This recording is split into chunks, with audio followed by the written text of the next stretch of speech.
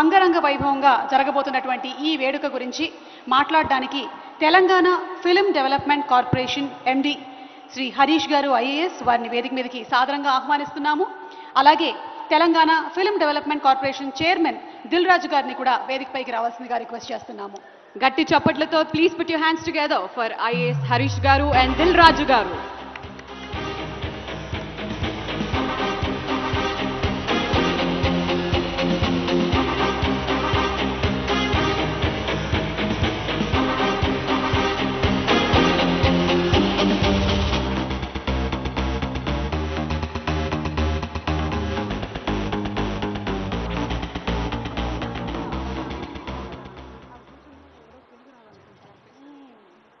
ఈరోజు ఇక్కడికి వచ్చినటువంటి గద్దర్ చలనచిత్ర అవార్డు గ్రహీతలందరికీ అభినందనలు, నమస్కారాలు. 12 సంవత్సరాల సుదీర్ఘ విరామం తర్వాత రాష్ట్ర ముఖ్యమంత్రి శ్రీ ఏ రేవంత్ రెడ్డి గారి ఆదేశాలతో హైదరాబాద్ కేంద్రంగా సినీ అవార్డుల పండుగను మనం అందరం కలిసి నిర్వహించుకుంటున్నాం. కేవలం ఒక తెలంగాణకే కాక యావత్తు దేశంలోనూ, ఆ మాటకొస్తే ప్రపంచంలోనే గుర్తింపు పొందిన కళాకారుడు గుమ్మడి విఠల్ గారు అలియాస్ గద్దర్ పేరుతో ఈ సినీ అవార్డులను అందించనున్నట్లు ముఖ్యమంత్రి గారి ప్రకటన యావత్తు కళాకారులను ఆనందపరిచింది. 2012 నుండి 2023 సంవత్సరం వరకు ప్రతి సంవత్సరంలో ఒక ఉత్తమ చలనచిత్రంతో పాటు చిత్ర దర్శక నిర్మాతలతో పాటు హీరో హీరోయిన్లను కూడా ఇతర అవార్డులను ఈ గద్దర్ అవార్డులతో మనం అందజేస్తున్నాం. ప్రపంచంలోనే అతిపెద్ద సినీ స్టూడియోతో పాటు అద్భుతమైన లొకేషన్లు ఉన్న తెలంగాణ రాష్ట్రంలో సినిమా ఇండస్ట్రీ బలపడడానికి రాష్ట్ర ముఖ్యమంత్రి గారు ఎన్నో చర్యలు చేపట్టారు. అదేవిధంగా ఆదేశాలు కూడా ఇవ్వడం జరిగింది. హైదరాబాద్తో పాటు రాష్ట్రంలో చలనచిత్ర పరిశ్రమ మరింత అభివృద్ధి చెందడానికి రాష్ట్ర ప్రభుత్వం అందిస్తున్న తోడ్పాటు, ప్రోత్సాహకాలను చలనచిత్ర పరిశ్రమ ఉపయోగించుకోవాలని కోరుతూ గద్దర్ అవార్డుల గ్రహీతలందరికీ మరొకసారి శుభాకాంక్షలు తెలియజేస్తూ దిల్ రాజు గారు చైర్మన్ TGFDC గారిని మాట్లాడవలసిందిగా కోరుతున్నాను. థ్యాంక్ యూ హరీష్ గారు.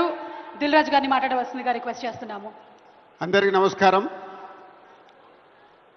తెలంగాణ గద్దార్ ఫిలిం అవార్డ్స్ ఈరోజు హైదరాబాద్లో ఇంత అంగరంగ వైభవంగా జరుపుకోవడానికి కారణమైన ముఖ్యమంత్రి రేవంత్ రెడ్డి గారికి, అలాగే డిప్యూటీ సీఎం బట్టి విక్రమార్క గారికి, సినిమాటోగ్రఫీ మినిస్టర్ కోమటిరెడ్డి వెంకటరెడ్డి గారికి అందరికీ ధన్యవాదాలు.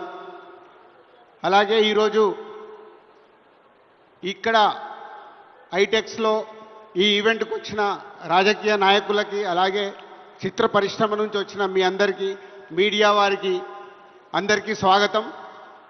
14 సంవత్సరాల తర్వాత ఈరోజు తెలుగు సినిమాకి అవార్డ్స్ ఇచ్చుకోవడం అనేది 2024లో సెలెక్ట్ అయిన అన్ని సినిమాలకి, అలాగే 2014న తెలంగాణ ఆవిర్భవించినప్పటి నుంచి జూన్ 2 నుంచి 2023 వరకు ఏవైతే ప్రతి సంవత్సరానికి best film, second best film, third best film jury వారు సెలెక్ట్ చేశారో మురళీమోహన్ గారి ఆధ్వర్యంలో ఆ 10 సంవత్సరాల సినిమాలకి అన్నిటికీ ఈరోజు ఇక్కడ అవార్డ్స్ ఇచ్చుకోవడం జరుగుతుంది.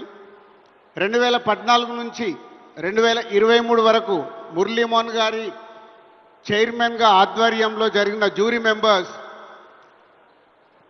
బెస్ట్ ఫిలిం సెలెక్ట్ చేయడానికి వాళ్ళు తీసుకున్న అన్ని రకాలుగా అన్ని సినిమాల్ని చూస్తూ సెలెక్ట్ చేస్తూ, సో నేషనల్ అవార్డ్స్ పొందిన సినిమాలు, అలాగే రివ్యూస్ వచ్చిన సినిమాలు, అలాగే కమర్షియల్గా బాగా ఆడిన సినిమాల్ని ప్రతి సంవత్సరానికి 3 సినిమాలుగా సెలెక్ట్ చేశారు.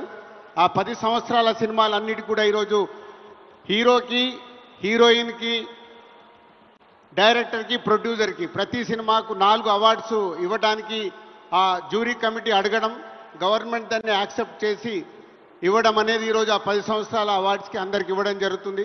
అలాగే 2024లో అద్భుతమైన కళాత్మకంగా వచ్చిన ఎన్నో చిన్న సినిమాలకు కూడా వాళ్ళు జయసుధ గారి ఆధ్వర్యంలో జ్యూరీ సెలెక్ట్ చేయడం, వారికి కూడా ఈరోజు సీఎం రేవంత్ రెడ్డి గారి చేతుల మీదుగా అవార్డులు ఇచ్చుకోవడం అనేది చాలా ఆనందమైన క్షణాలు ఇవి. అలాగే national awards, NTR national award Nandamuri Balakrishna గారికి సెలెక్ట్ చేయడం, అలాగే రఘుపతి వెంకయ్య అవార్డ్ ఎండమూరి వీరేంద్రనాథ్ గారికి, అలాగే బిఎన్ రెడ్డి గారి అవార్డ్ సుకుమార్ గారికి, అలాగే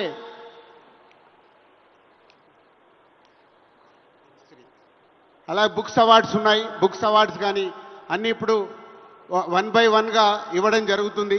సో అందరూ ఈ కార్యక్రమాన్ని విజయం చేస్తున్నందుకు, దీన్ని టీవీలలో చూస్తున్న తెలుగు ప్రేక్షకులందరికీ ధన్యవాదాలు.